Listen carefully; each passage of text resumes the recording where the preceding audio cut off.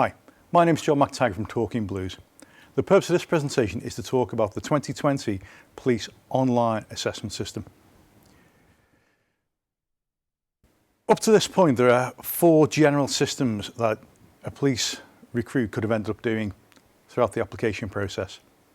Number 1 is the traditional search process. What that involved was 4 role plays, 2 written exercises, an interview and some IQ tests. And that involved the candidate turning up at an assessment centre in person and being assessed in person.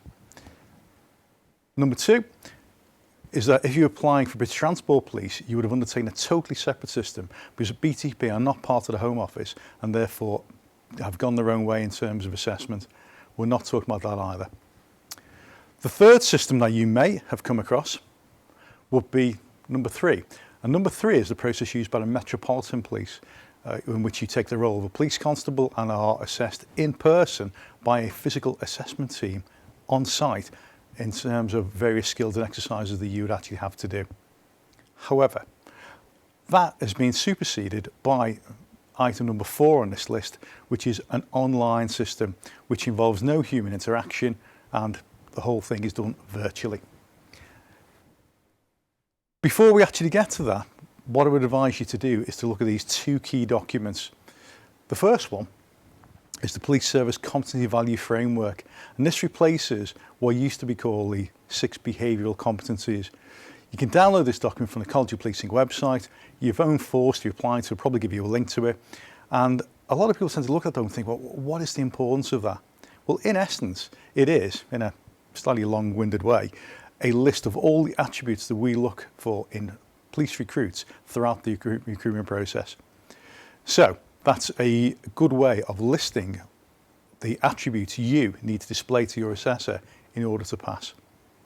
The second document is specific to this new online assessment centre, and that's the online instructions for candidates.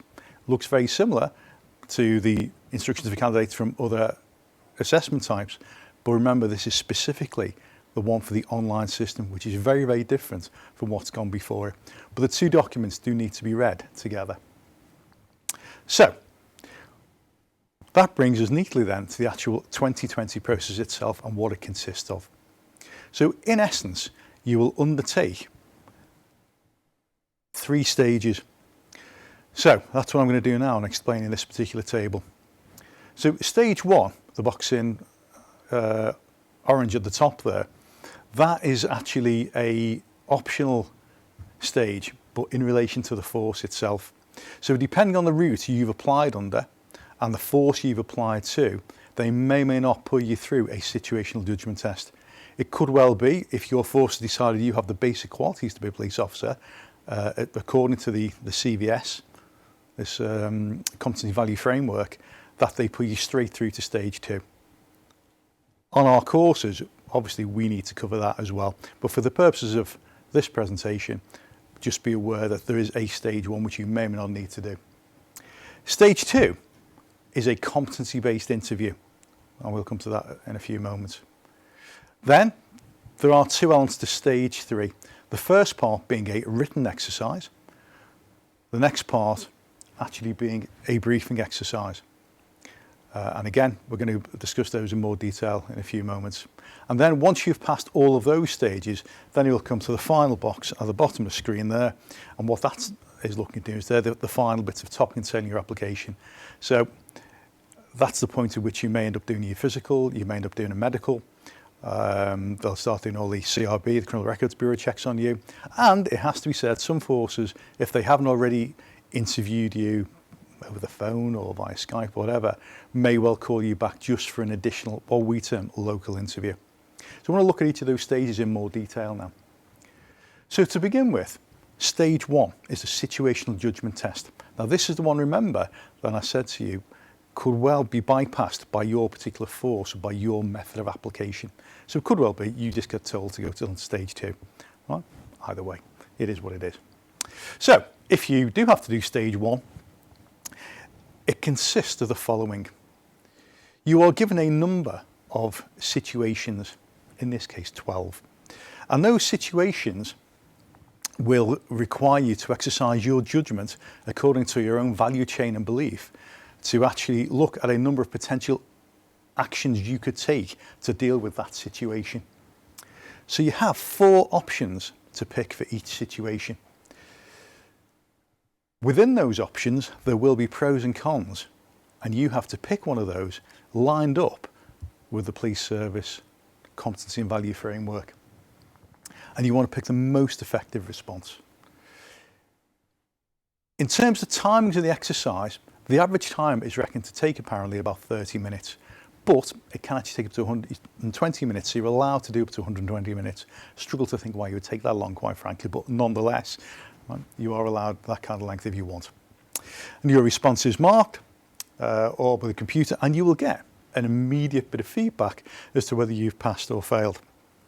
If you failed, that's it, that's the end of your application.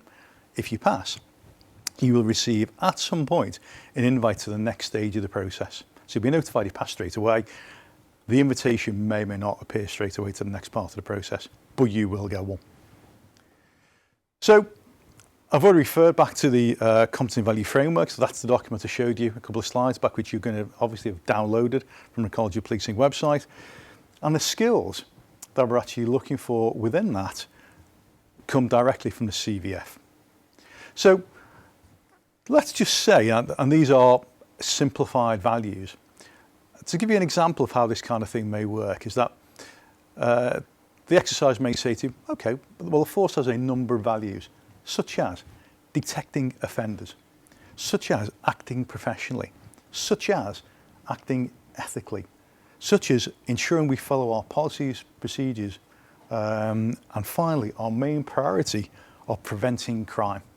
Okay, so they're the force values in our particular case. This is a simplified version of how the exercise works. There are 4 values, and then you're given the first situation. So, having gone through the actual values, what you're then going to be looking at doing is looking at the situation. And in this particular case, it says you're a police constable and you're off duty. You're in a sandwich shop and you notice that somebody is acting suspiciously near to one of the sandwich fridges. And you see them take 2 sandwiches out of the cabinet, and on the way to the till, they put one inside their pocket and the other one they're ready to actually pay for at the till. That's the situation.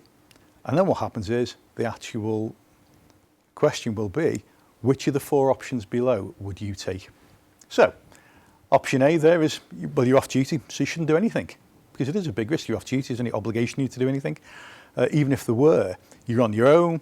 There's a number of factors that you can't control, should you act or not. Okay? And you'd have to think about what the force values say and what is actually incumbent upon you to actually do. Option B is wait until a man has left the shop and then arrest him outside for theft. And that's what the police do, isn't it? That's what surveillance teams do. We observe the scene of a crime, we will wait for an offender to turn up, and then as they've done the job, they get locked up. Yeah? So that would be the pros and cons for that one. Option C is notify a member of staff that you're a police officer and ask them to call the police so that the police can arrest the person when they leave the shop. Now again, that has pros and cons. It saves you trying to wrestle somebody to the floor in your civilian clothing.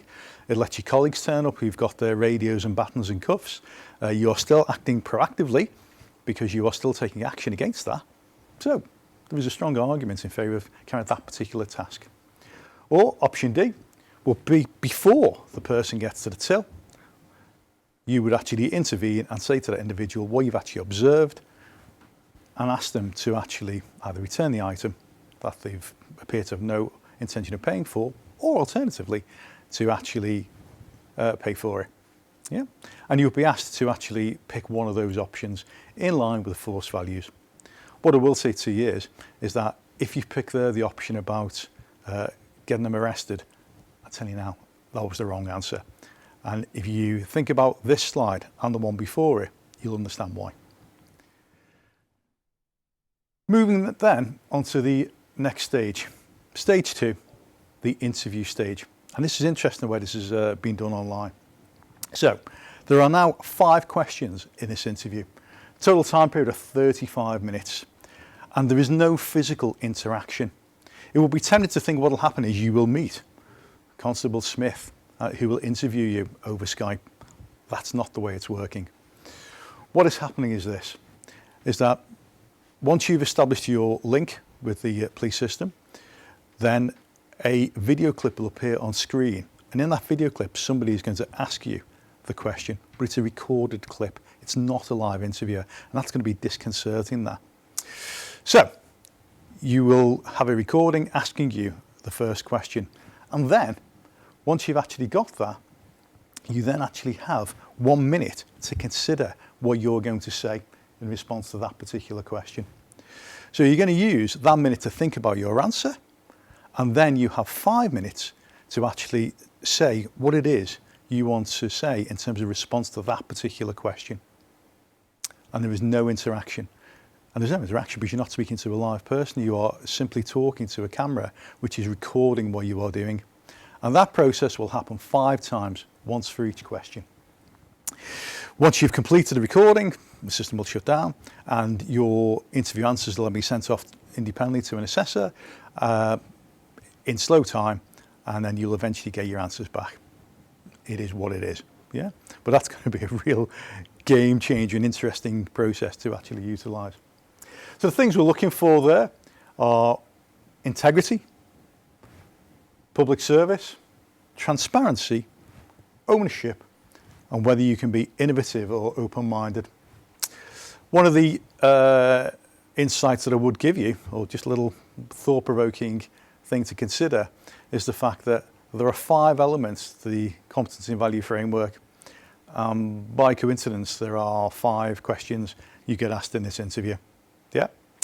Now, there's a number of ways those questions could be phrased. It could be a very simplistic way of simply saying, when have you had to display integrity? Or it could be asking you for a situation which encompasses the integrity principles. Again, that's the kind of stuff that we talk about in more depth in our course.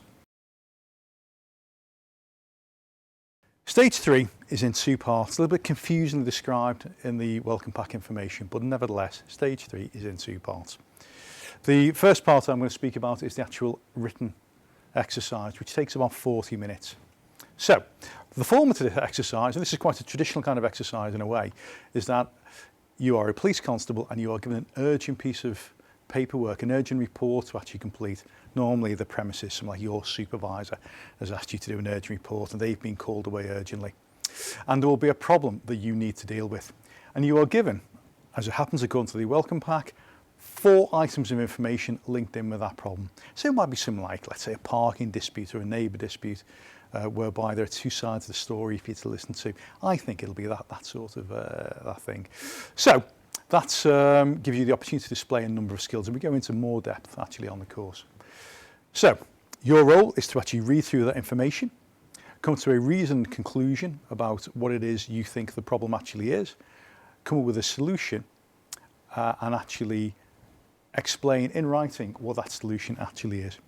You can't make up stuff though to actually solve the problem. So if, for example, it's a parking dispute, what you can't do is say, fortuitously enough, there is a 10-storey, multi-storey car park adjacent to Mr. Smith's property and he can park in there. Because if it doesn't say that in the pack, then it doesn't exist. You can't just make stuff up. And you're assessed in slow time. So once you've actually submitted this, there are a number of ways that you get to type it up in real time, in terms of making you do the written response and then email it over to them in a certain time period, within a 40-minute time period. Then it is marked in slow time and you'll be notified of your result. Kind of skills that we're looking at there, impartiality. Well, you think about like so the neighbour dispute, that's where that would come in. Analysing critically, that's looking at the actual pros and cons of actually what it is you're trying to achieve. The deliver, support and inspire, well, that's you making things happen. That's you putting your solution into place, and collaboration is who you're actually going to work with to actually make whatever it is you've come up with by way of a solution actually happen. And again, that's the kind of things that we explain in more depth on a Talking Blues course. The next part of stage 3 is the briefing exercise, and this one's a little bit more complex and a little bit harder to understand when you actually read through the online introduction pack. So, it's another one where you're in your new role as a police constable, and inevitably you have this problem given to you. And having been given some briefing information, You are also asked to actually look at a number of key questions within that actual briefing pack. So as you're reading through the problem, you're going to have to give a briefing, and you're going to have to, within that briefing, address a certain number of points or questions that have been raised with you. Once you've actually done that, and that will be again to a camera, once you've actually done that, you are then provided with further information. You have a certain time to actually process that further information, and then you're expected to present again into camera on what your actual solution impacts have been by the new information. And then once you've done that, then again, you are given further additional information, and you will have to present again to camera and say how that information impacts or not on what you've actually decided or recommended. So that's quite an interesting and pressurised kind of environment, but it's an all-style assessment centre exercise which has been around for decades. However, doing it online is a bit of a first at this level of police recruit assessment. And the skills we're looking for there are going to be public service. So that means you doing things to an organisational level, to organisational standards. The fact that you display an empathy with what you're doing and you understand the impact of your thinking on other people.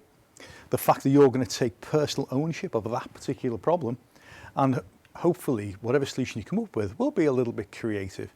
And we're not trying to ask you to solve world peace here or whatever, but it's just the kind of normal dispute or dilemma that can occur, and the kind of thing that as a normal street police officer you will turn up and have to be dealing with every day your policing career.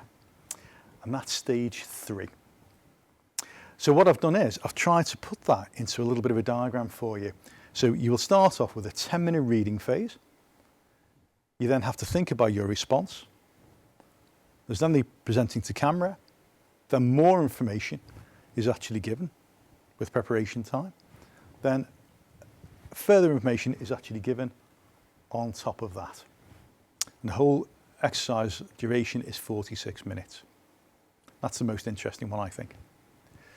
And then you've completed stages 1 to 3. So that is the official online assessment centre part of your recruitment process finished. And then all you're left with after that is potentially some force will call you back for an additional interview. So some, not all. If that happens, it'll be questions about the force. And again, the kind of thing that we cover, to be honest, on a Talking Blues course. But that will be arranged at some later date by the force themselves if you have to do that, and some forces simply won't bother. That's the point at which you probably end up being called back for arrangements to take your medical, to do your physical, and while all that's going on, additional background and criminal records, bureau and intelligence checks will be taking place. And once you've done all of that, folks, that's it, you're in. Simple, sort of. But if you want a bit of insurance or you want a bit of guidance, then please have a look at our site, talkingblues.co.uk. Feel free to message us on Facebook or email, whatever suits, and we'll explain to you how we can help you out. I hope that's been helpful. Thanks very much.